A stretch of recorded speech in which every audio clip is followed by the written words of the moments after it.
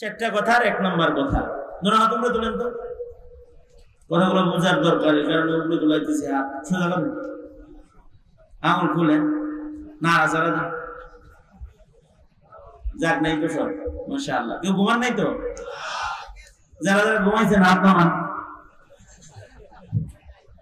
সোজা করেন, জবান খুলে আওয়াজ করে বলুন সুবহানাল্লাহ, আলহামদুলিল্লাহ, লা ইলাহা ইল্লাল্লাহ। আওয়াজ করে উঁচু আওয়াজে বলুন আল্লাহু আকবার। আল্লাহু আকবার জোরে বলা সুন্নাত। আল্লাহু আকবারের আওয়াজ যত বিকট হয় দুশমন তত ভয় পায়, শয়তান তত দূরে যায়। আল্লাহু আকবারের ধ্বনি যত সবল হয় ঈমান তত বেড়ে যায়। আল্লাহু আকবারের আওয়াজ যত বড় হয় আল্লাহ তত খুশি হয়। মাশাআল্লাহ। হাত নামান। এই যেমন আমার দিকে ছিলেন, কয়েক মিনিট আমার দিকে থাকেন, মাত্র চার কথা, এক কথা, এক নম্বর কথা। আচ্ছা, কথাটা শোনার আগে একটা দৃষ্টান্ত শুনেন। দৃষ্টান্ত দিয়ে কিছু বললে আল্লাহ বান্দারা, আল্লাহর বান্দারা, আল্লাহ বান্দাদের সহজে বোঝানোর জন্য আল্লাহ দৃষ্টান্ত দিচ্ছেন কোরআনে। এ কারণে কিতাবের নাম আছে আমসাল আল কোরআন। কোরআনে বর্ণিত দৃষ্টান্ত আমরা, হাদিসেও দৃষ্টান্ত আছে আমসাল আল হাদিস। নবী উদাহরণ দিয়ে দিয়ে দিয়ে দিয়া কথা বুঝাইছে। ইসলাম কি তাবুর সাথে তুলনা করে আল্লাহর রাসূল দৃষ্টান্ত দিয়ে ইসলাম বুঝাইছে। দৃষ্টান্ত দিলে কথা ভালো বুঝে আসে। আমার এক নম্বর কথা বোঝার জন্য একটা দৃষ্টান্ত। এক নম্বর কথা কি বলেছি? বলেছি হলো কখনো কখনো একটি কবরের কারণে গোটা এলাকার কবরস্থানের সকল মাইয়িতের কবরের আযাব মাফ হয়ে যায়, একটা নেককারের কবরের কারণে। এই কারণে মদিনাতুল মুনাওয়ারাতে কিয়ামত পর্যন্ত যত মাইয়িতরা ঘুমাইবে আশা করা যায় তাদের কবরের আযাব মাফ। আর একটা দামি গুরুস্থান আছে জান্নাতুল মুআল্লা, যেখানে ইসলামের পয়লা মুসলমান হযরত খাদিজাতুল কুবরা ঘুমাইছেন, যেখানে সাহাবায়ে কেরাম ঘুমিয়ে আছেন। আশা করা যায় তাদের কবরের কারণে হুদুদে হারাম মক্কার সকল মাইয়িতের কবরের আযাব মাফ।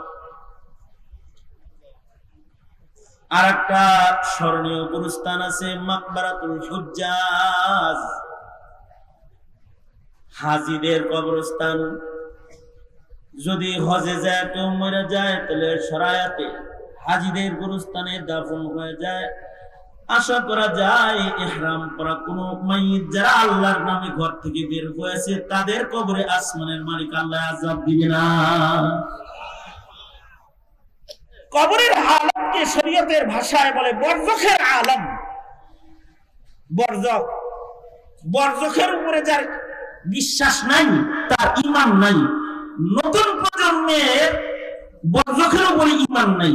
এই কারণে অনেকেই কবরের আযাব মানে না। মনে রাখতে হবে যারা কবর বুঝে না, কবর মানে না, ওদের ঈমান নাই, বুঝে না। বরজখ মানতে হয়। যে বরজখ মানে না, এ তো কোরআন মানে না, হাদিস মানে না। নাস্তিকরা মনে করে কবরে কোনো আযাব নেই, কবরে কোনো জান্নাতও নেই। এটা নাস্তিকদের ধারণা। এটা নাস্তিকরা মনে করে কবরে গেল, লাশটা পচে গেল, মাটির সাথে মিশে গেল, বাস কিচ্ছা শেষ। আসলে কি কিচ্ছা শেষ? কিয়ামত কিচ্ছা শুরু না। কিচ্ছা কি? একদিন তো হাওয়ার উপরে ছিলি দুনিয়াতে,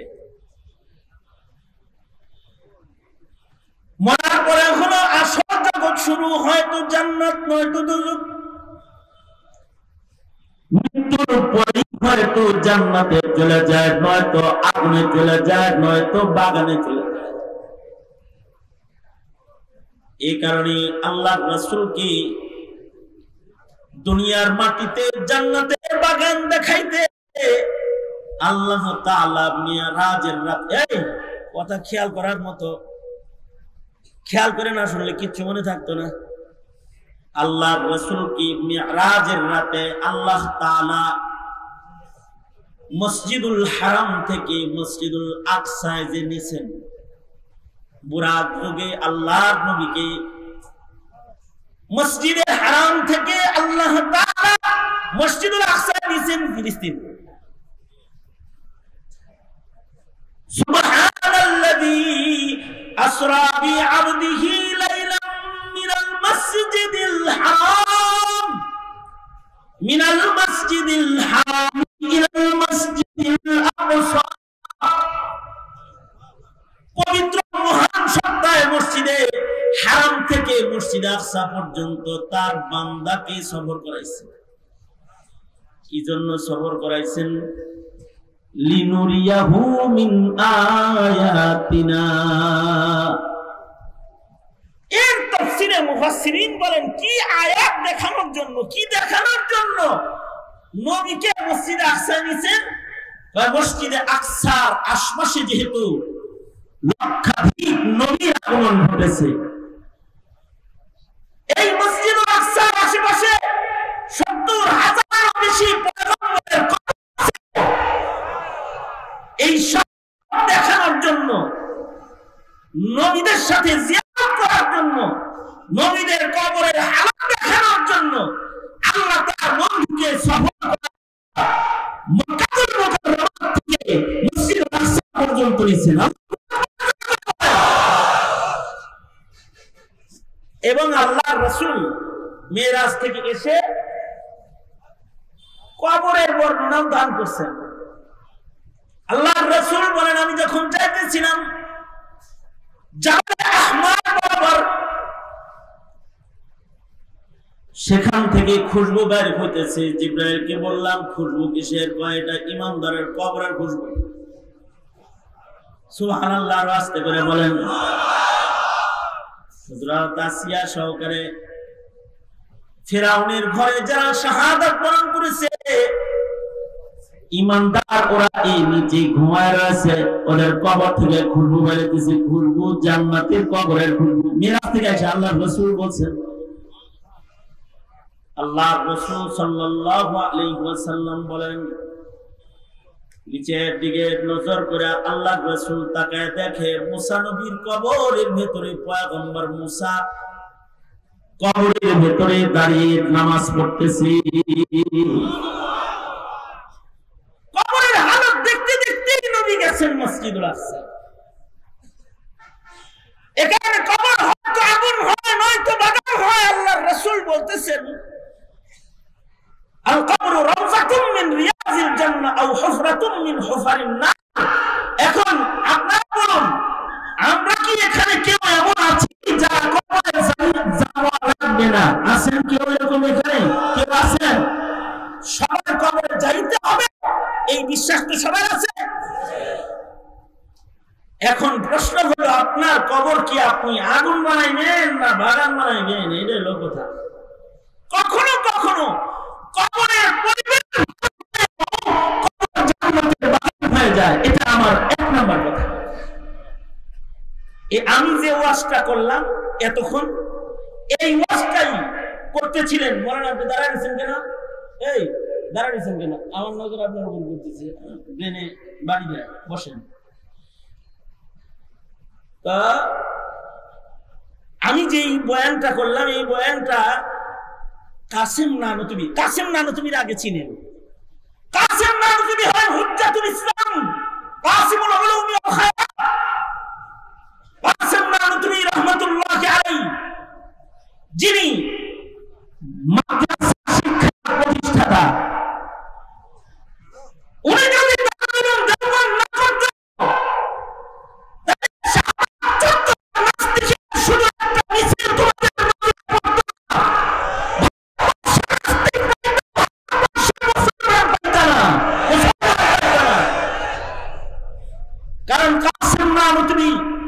মাদ্রাসা প্রতিষ্ঠা করেছেন বিধায়ী, এখান থেকে জন্মগ্রহণ করেছে দাওয়াতুত তাবলীগ, এখান থেকে জন্মগ্রহণ করেছে খানকাহ-ই নিজাম, এই মাদ্রাসাগুলো থেকে জন্মগ্রহণ করেছে ওয়াজ আর নসিহত, এই মাদ্রাসাগুলো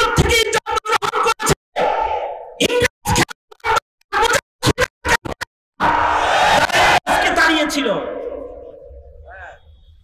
এই কাসেম নানুতুবি রহমতুল্লাহ আলাইহি উনি এই বয়ানগুলো করতেছিলেন।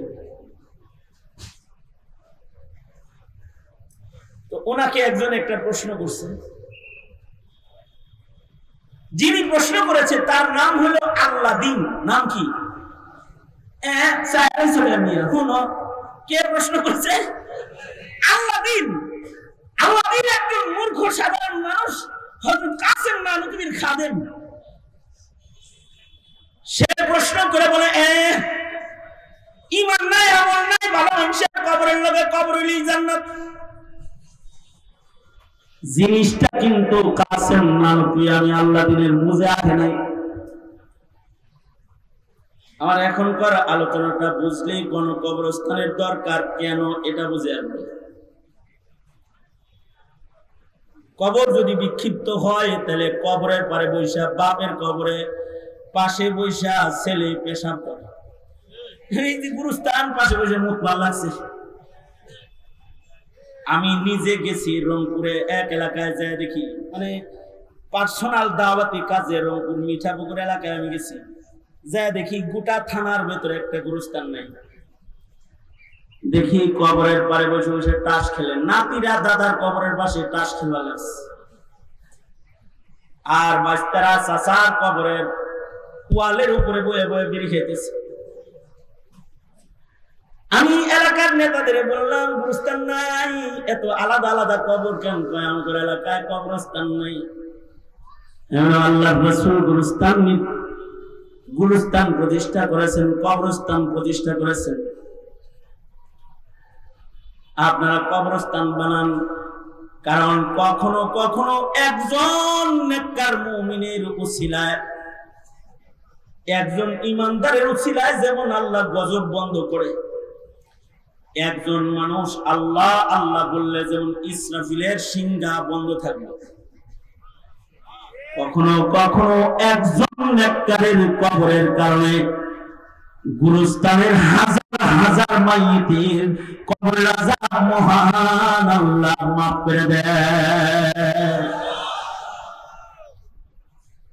আল্লাহ দিন বলে ইমানদার হলে একজন কবরের আযাব মাফ হইব সবজনের, এত সস্তা। এমন কথা কি বোঝানোর জন্য কোরআন হাদিস দিয়া তো সাধারণ মানুষের বোঝান দরকার নেই। যদি সহজে বোঝান যায় দৃষ্টান্ত দিয়া তাহলে ভালো হয়। কাসেম নানুতুবি বললেন, তুমি যে আমারে তাল মাখা দিয়া বাতাস দিতেছো, আমার একটা প্রশ্নের উত্তর দাও।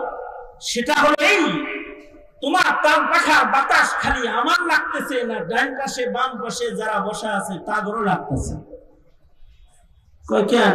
বাতাস তো দিতেছি আমনেরে, কিন্তু ঠান্ডা হইতেছে ডানে বামে যারা আছে তারা।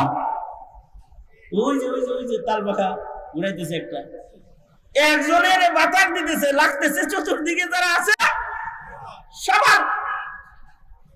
কাসেম নানুতুবি বললেন আল্লাদিন একজনকে টার্গেট করে ফ্যান চালাইলেও যেমন ঘরের সবাই ফ্যানের বাতাস পায়, জান্নাতে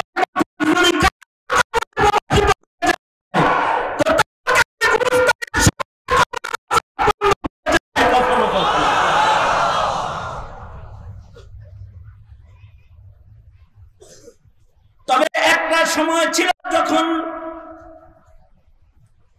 গুরুস্থানও খুব হিসাব করে করা হতো, যাকে তাকে যেমন তেমন গুরুস্থানে দাফন করা হতো না। একটা সময় ছিল, এখন তো ফাঁস লয়া মরছে তারও আমরা কোন কবরস্থানের এক কোনা দিয়া শোয়া দিই। বিষ খায় আত্মহত্যা করেছে তাকেও এক পাশে শোয়া দিই। প্রেমে ফেল করছে দেখা সুইসাইড করছে। প্রেমে ফেল মানে একজন কইছিল আই লাভ ইউ, ও কইছে নো লাভ ইউ। মরে গেছে, সুইসাইড করেছে, তাকেও কোন কবরস্থানের এক পাশে শোয়া দেই। এটা আমাদের বুজুর্গরা ওদের কবরের আযাব থেকে বাঁচাইবার লাগা ওদের জন্য নেককারদের পাশ দিয়ে একটা জায়গা বের করে দিয়ে দেয়, যেন নেককারদের কারণে যেন আল্লাহ তাআলা যেন ওরে মাফ করে দেয়। কিন্তু এক জমানার মুমিন এত করা ছিল,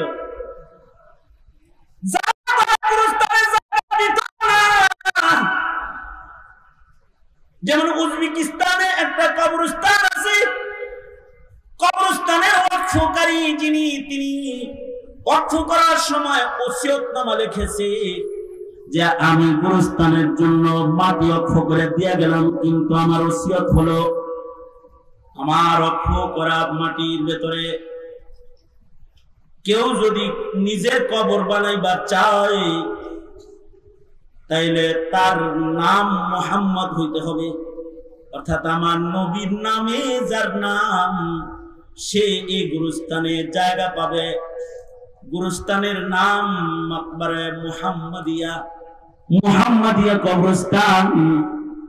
শুধু এতটুকু শর্ত নয়, আর একটা শর্ত দিয়েছি, এই গুরুস্থানের মাইয়িত যদি কেউ হইতে চায় তাহলে তার 1 লক্ষ হাদিস সনদ সহ মুখস্থ থাকা লাগবে। উজবেকিস্তানে ইমাম বুখারী রাহমাতুল্লাহি আলাইহি 17 জন উস্তাদ ওই গুরুস্থানে ঘুমায় রইছে, আর প্রায় 1,500 হাফিজুল হাদিস একসাথে ঘুমাচ্ছে।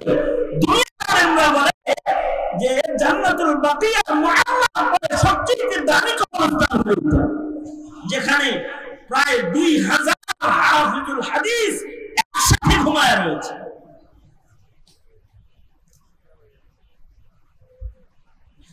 সাহেবে হেদায়া ফিকহের সবচেয়ে হানাফি বড় ভান্ডার, হানাফি মাযহাবের হেদায়া, এই হেদায়া কিতাবের লেখক যিনি, উনার জন্ম ওই এলাকায়, উনি মরছেন ওই এলাকায়, কিন্তু এই গুরুস্থানে ওনারে ঢুকতে দেয় নাই মরার পরে। কেন?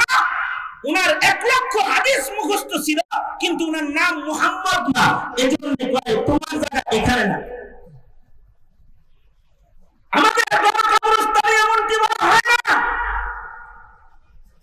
আমাদের ইমানদাররা আমাদের উপরে ভুল করছেন। যদি আমাদের বাপ-দাদা ওসিয়ত করত যে আমার কবরের পাশে কাউকে বেনামাজিকে কবর দিবি না,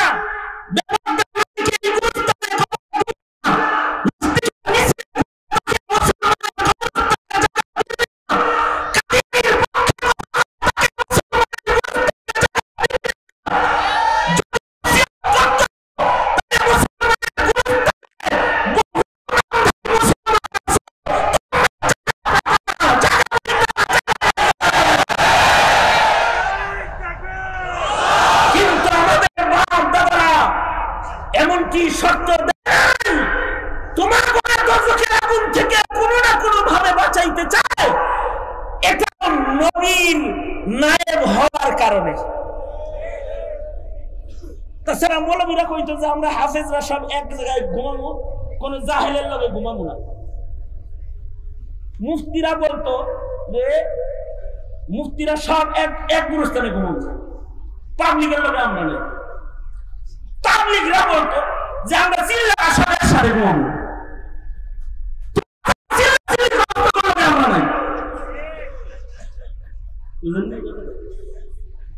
কিন্তু এমনটি কথা তারা বলে নাই, তোমাকে দূরে সরাই নাই। কেন?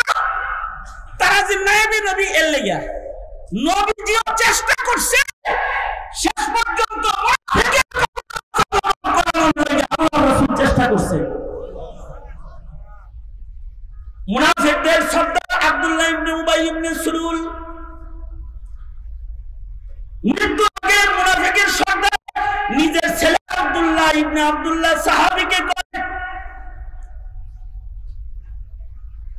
আগের মুনাফিকরা এখনকার যুগের নাস্তিকের চাইতে ভালো ছিল। ভালো যে ছিল তার একটা দলিল আমি পেশ করতেছি। মুনাফিকদের সর্দার আব্দুল্লাহ ইবনে উবাই ইবনে সুলুল নিজের ছেলে আব্দুল্লাহ ইবনে আব্দুল্লাহকে কয়, বেটারে তুই তো সাহাবী, বাপ হয়ে তুই সন্তানের কাছে আমার একটা আবেদন, আমি মরে গেলে তোর রাসূল দিয়া আমার জানাজাটা তুই পড়াইস। আমার মন বলে হাবিবুল্লাহ যদি আমার জানাজার নামাজ পড়ায় মহান আল্লাহ হয়তোবা আমারে মাফ করে দিবে। তার মানে বোঝা যায় মুনাফিকেরও কবরের উপরে ঈমান। জোরে বলেন, জোরে বলেন, জোরে বলেন, আরো জোরে আওয়াজ করে বলেন কি মুনাফিক। ইন্নাল মুনাফিকিনা ফিদ দারকিল আসফালি মিনান নার। আল্লাহ মুনাফিকরা দুজকের নিম্ন জায়গায় অবস্থান করবে, কাফেরের যে নিচে। সেই মুনাফিকদের কবরের আযাব মাফ করানোর লেগে কয় যে আমার জানাজাটা যেন হাবিবুল্লাহ পড়ায়। বাবা একটু অনুরোধ করিস। এখন তো নাস্তিকরাও জানাজা পড়ায়। আপনারা এরকম খবর জানেন তো? এই আমারে দিয়ে সব ওয়াজ করেন কোরআনকে, আপনারা কইতে পারেন না কিছু? নাস্তিকরা জানাজা পড়াইছে, দেখেন নাই আপনারা? শাহবাগে কিছু জানাজা হয়েছে, খবর পান নাই আপনারা?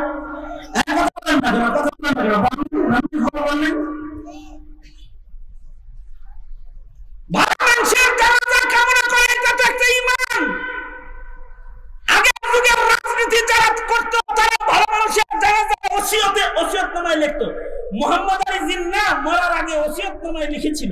মোহাম্মদ আলী জিন্নাহ মরার আগে ওসিয়তনামায় লিখেছে যে আমার জানাজার নামাজটা যেন শাব্বির আহমদ উসমানী দেওবন্দি পড়ায়। শেখুল ইসলাম শাব্বির আহমদ উসমানী যদি আমার জানাজা পড়ায় তাহলে মোহাম্মদ মাফ করে দিবে। তার ওসিয়তনামায় লিখে গেছে। শাব্বির আহমদ উসমানী রহমাতুল্লাহ আলাইহি শেখুল হিন্দের যোগ্য শাগির্দ একজন। শেখুল হিন্দ যেখানে যেতে পারতেন না সেখানে শাব্বির আহমদ উসমানীকে পাঠিয়ে দিতেন। ভালো মানুষের জানাজা কামনা করা, এর ভিতরে একটা কবরের বিশ্বাস লুকায় রয়েছে।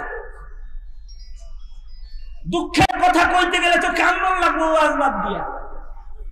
এই যুগের মুসলমান ভালো মানুষের জানাজা তো বুঝে না, কবর বুঝে না, বুঝে না, হাসর বুঝে না। আমার এক বন্ধু কিছুদিন আগে এক লোকের জানাজা পড়াইছেন, এক মুফতি সাহেব আমার বন্ধু। উনি এই ঘটনা বলতে যায় কান্দা দিলেন। সেটা হলো উনি জানাজার নামাজ পড়াইছেন এমন মাইয়িতের, যেই মাইয়িতের লাশ 6 দিন ফ্রিজে রাখছে। ছেলে জার্মান থেকে আসছে এরপরে দাফন করার জন্য, ছেলে দাফন করতে। অথচ মুমিন মরার পরে কয় আজ্জিলুনি আজ্জিলুনি, তাড়াতাড়ি আমরা জান্নাতে পাঠাও, জান্নাতে পাঠাও। যাই হোক, রাখা তো জায়েজ নেই, 7 দিন রাখছে ফ্রিজে। ওসিয়তের জানাজা পড়া হচ্ছে, জানাজা পড়াইতেছে এক মুফতি সাহেব। বেদনাদায়ক দৃশ্য হলো জার্মান থেকে মাইয়িতের ছেলে জানাজা পড়তে এসেছে, সাথে করে নিজের নাতি মানে ছেলেটাকে নিয়ে আসছে, নাতিরে নিয়ে আসছে তারা জানাজা পড়তে। এখন বেদনার বিষয় হলো জানাজা শেষ হওয়ার পরে, অ্যাটেনশন প্লিজ, খেয়াল করে কথাটা শুনেন। নাতি কয় বাপেরে, আব্বু দাদুর জানাজা তো শেষ হয়ে গেল, এখন কি দাদুর লাশটা আগুন দিয়ে পোড়ানো হবে? নাউজুবিল্লাহ, জোরে করে বলেন নাউজুবিল্লাহ, জোরে করে বলেন। কার সন্তান বলতেছে রে? মুসলমানের ঘরের সন্তানের বাপেরে জিজ্ঞাসা, আব্বু দাদার জানাজা হলো, এখন কি দাদুর লাশ পোড়ানো হবে? এই কথা বলতেই বাবা সন্তানের মুখ চেপে দিছে। মুফতি সাহেব বলেন, আমি সন্তানকে বললাম, বাবা মুশরিকের লাশ পোড়ানো হয়, মুমিনের লাশ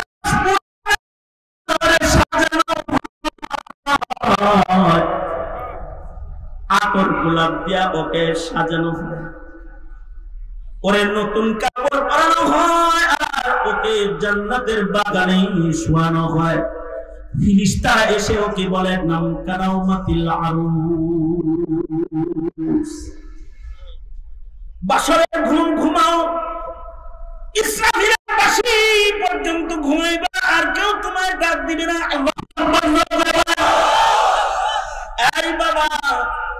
মুশরিকের লাশ পোড়ানো হয়, মুমিনের লাশ পোড়ানো হয় না।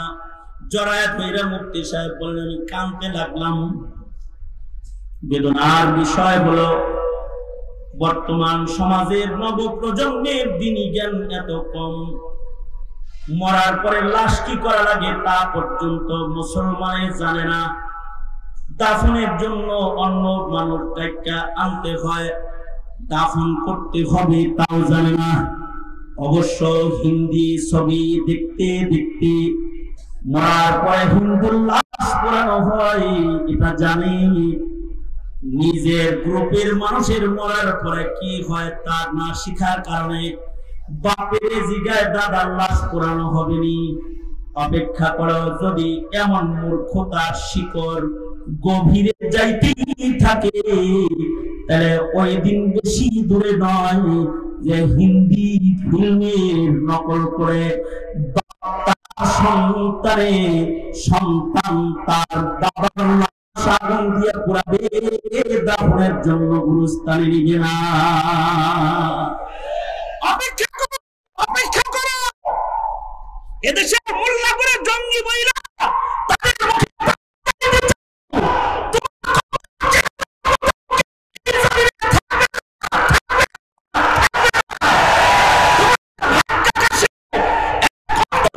ঝুলন্ত অবস্থায় আছে, মৌলবীর বিরোধিতা করবে তো অন্ধকার নেমে আসবে।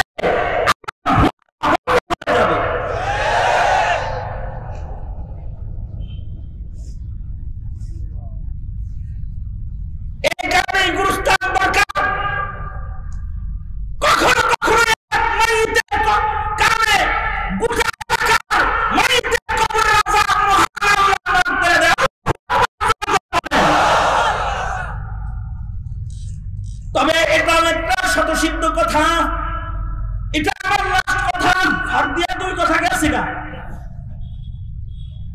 এটা আমার লাস্ট কথা। সেটা হলো তবে কখনো কখনো ভালো জায়গায় কবর হইলেও ব্যাপার না। কখনো কখনো রাসূল জানাজা পড়াইলেও লাভ হয় না যদি ঈমান নষ্ট হয়ে যায়। আব্দুল্লাহ ইবনে উবাই ইবনে সুলুলের কবরের আযাব মাফ করানোর জন্য ওসিয়ত করতেছে, রাসূলকে বইল আমার জানাজা পড়াইতে। সন্তান বলে আব্বা তুমি আয়েশা সিদ্দিকারে তুহমত তুমি লাগাইছো না, তুমি রাসূলকে গালি দিছো না যুদ্ধের মাঠে। তোমার মতো মুনাফিকের সর্দারের জানাজা বুঝি সরবারে দু আলম নবী পড়াইবেন। মুনাফিক কিন্তু নবীর ব্যাপারে কত দামি কথাটা কয়। আব্দুল্লাহ তুই তোর রাসূলকে চিনিস না, আমি জালেম যত বড় তোর নবীর মায়া তার চাইতে অনেক বড়। তুই বইলা দেখিস সে আমার জানাজা পড়াবে। সত্য সত্যই মুনাফিকের সর্দার বলে গেল। ছেলে সাহাবী পাকের লাশ গোসল দিল, কাফন পরায়া আব্দুল্লাহ ইবনে আব্দুল্লাহ রাসূলের কাছে যায় বলে ওগো সরকার আজকে আপনার সাহাবী একটা জিনিস ভিক্ষা চাইতে এসেছে আপনার কাছে। ওগো আল্লাহর নবী, আমার বাবা মুনাফিকদের সর্দার কিন্তু আমার বাপ মরে গেছে। আমি আমার সন্তানকে নিজের হাতে গোসল দিয়েছি, আতর গোলাপ কর্পূর দিয়া আমি আমার বাবাকে সুন্দর করে সাজাইছি। ওগো সরকার, আমি জানাজা তৈয়ার করেছি রাহমাতুল লিল আলামিন নবীর কাছে। সন্তান হইয়া বাবার জানাজাটা ভিক্ষা চাইতে এসেছি। ওগো আল্লাহর নবী, আপনি কি একটু আমার বাপের জানাজাটা পড়ে দিবেন? আমার মন বলে আপনি আমার বাবার জানাজা পড়াইলেই হয়তো মহান আল্লাহ আমার আব্বারে মাফ করে দিবেন। আল্লাহর রাসূল সাল্লাল্লাহু আলাইহি ওয়াসাল্লাম দাঁড়িয়ে গেছেন, জানাজা পড়ানোর জন্য রাসূল রওনা করেছেন।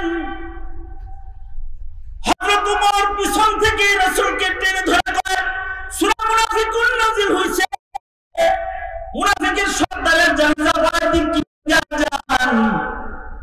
আল্লাহ না বলছে মুনাফিককে আল্লাহ তাআলা মাফ করবেন। আল্লাহর রাসূল উমরের হাত সরায় দিয়ে বলে, ছাড়ো উমর, আমারে যাইতে দাও। আল্লাহ 70 বারের কথা বলেছে, আমি 70 বারের চাইতে বেশি 70 মাররা বলেছে, আমি 70 বারের চাইতে বেশি করে ওর জন্য ইস্তেগফার করব, তারপরে মহান আল্লাহ যেন ওরে মাফ করে দেয়। হাদিস শরীফে এসেছে আল্লাহর রাসূল জানাজা পড়লেন। শুধু তাই করে নাই, আল্লাহর রাসূল নিজের গায়ের জামা খুলে কাফন বানায় মুনাফিকের সর্দাররে দিয়ে দিলেন। আমার গায়ের জামার বরকতেও যদি ও আযাব থেকে বেঁচে থাকে। শুধু তাই করে নাই, হাদিসে আছে আল্লাহর নবী নিজের মুখের লুআব জিহ্বা দিয়া বাইর কইরা আল্লাহর রাসূল শাহাদাতুন গুলিতে লইয়া আল্লাহর নবী নিজের হাতে আব্দুল্লাহ ইবনে উবাই ইবনে সুলুলের মুখের ভিতরে দিয়ে দিলেন, যেন রহমাতুল লিল আলামিনের মুখের লালার বরকতে যেন মুনাফিকটারে কবরের আযাব আল্লাহ মাফ করে দেয়। এত দয়া মায়া রাসূলের কেন? কারণ রাসূল কবরের আযাব দেখে এসেছেন, জাহান্নামের গর্জন দেখে এসেছেন। এ কারণে পয়গম্বর চায় না কোনো মানুষ দোজখের আগুনে নিক্ষিপ্ত হয়ে যাক। শেষ পর্যন্ত নিজের মুখের লালাটা পর্যন্ত মুনাফিকের মুখের ভিতরে দিয়ে দিল, যেন আল্লাহ তার কবরের আযাব মাফ কইরা দেয়। কিন্তু আল্লাহ তাআলা ঈমান না থাকলে কাউকে ক্ষমা করে না।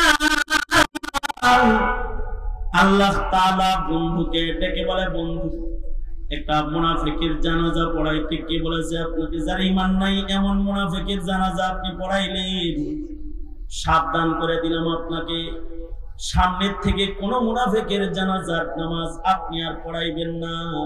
ওয়ালা তাকুম আলা কবরিহি, শুধু জানাজা পড়াবেন না তা না, কোন মুনাফিকের কবর জিয়ারত আপনি করবেন না। মুহাম্মদুর রাসূলুল্লাহ সাল্লাল্লাহু আলাইহি ওয়াসাল্লামের এই দরদ যদি নবীর নায়েব ইমাম আলেম উলামা হাফেজ আলেমদের হৃদয়ে না থাকতো,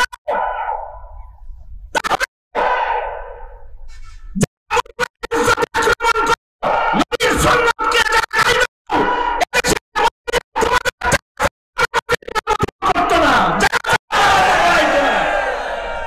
কিন্তু তোমাদের জানাজার জন্য পড়ায়, জানাজার কারণেও যদি আল্লাহ তোমাদের মাফ করে দেয়, তবে মনে রাখো মুল্লায় জানাজা পড়াইলেই কবরের আযাব মাফ হয় না। মুনাফিকের সর্দারের কবরের আযাব নবীর জানাজা দিয়ে মাফ হয় না। সম্মত কারণে কবরের আযাবকে ঈমান এটা হলো শেষ কথা। গুরুস্থানে কবর হলে কখনো কখনো কবরের আযাব মাফ হয়, কিন্তু ঈমান আমল ছাড়া কবরে গেলে কোনো কিছু দিয়ে কবরের আযাব থেকে রক্ষা পাবে না। এই বিষয়টা যদি বুঝে এসে থাকে,